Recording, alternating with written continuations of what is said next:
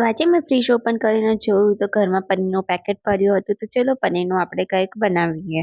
તો એના માટે અહીંયા હું કેપ્સિકમ, ડુંગળી, 2-3 લસણની કળી, ધાણા કટ કર્યા છે અને અહીંયા મરચું અને શેઝવાન ચટણી લઈ અને એક સ્પાઇસી ચટણી બનાવી છે.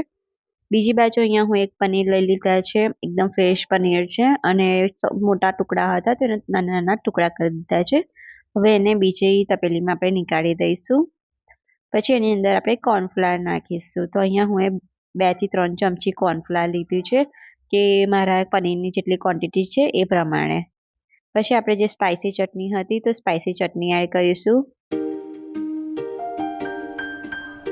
સ્પાઇસી ચટણી એડ કર્યા પછી અહીંયા ઉપરથી સ્વાદ અનુસાર આપણે મીઠું નાખી દઈશું અને આ રીતે આપણે મિક્સ કરી દઈશું. તો અહીંયા હું હાથથી મિક્સ કરું છું, જેનાથી આપણે પનીર બધા મસાલા સાથે સરખી રીતે મિક્સ થઈ જાય.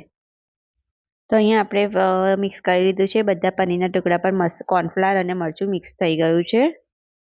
પછી આપણે અહીંયા તેલ સાઈડમાં ગરમ કરવા મૂકી દઈશું અને પનીરના ટુકડાને ફ્રાય કરીશું. આ રીતે કઢાઈમાં આપણે બધા પનીર નાખી દઈશું અને થોડા ગોલ્ડન બ્રાઉન કલર આવે ત્યાં સુધી પનીરને આપણે ફ્રાય કરીશું. તો થોડા ગોલ્ડન બ્રાઉન કલર આવવા લાગ્યો છે, હવે એને નીકાળી દઈશું.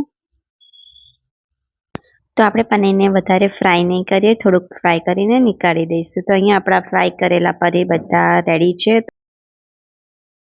તો અહીંયા હું થોડુંક તેલ લઈ લીધું છે ગરમ કરવા માટે અને 2-3 લસણની કળી અને એક મરચુંને આપણે આ રીતે કટ કરી દઈશું.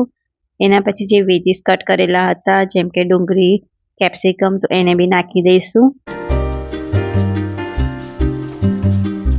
હવે આને મિક્સ કરી દઈશું અને થોડીક વાર માટે આપણે શેકાવા દઈશું. અને ગેસનો ફ્લેમ આપણે થોડોક સ્લો રાખીશું એટલે સરખી રીતે શેકાય.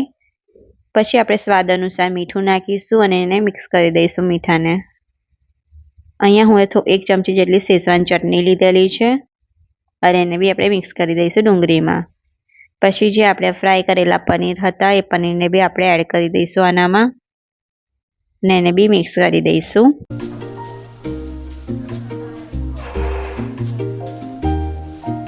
એના પછી આપણે જે સ્પાઇસી ચટણી બનાવી હતી તો સ્પાઇસી ચટણી બી એડ કરીશું અને ટેસ્ટને બેલેન્સ કરવા માટે આપણે અહીંયા કેચઅપ લીધો છે, તો કેચઅપને બી આપણે મિક્સ કરી દઈશું 2 થી 3 ચમચી.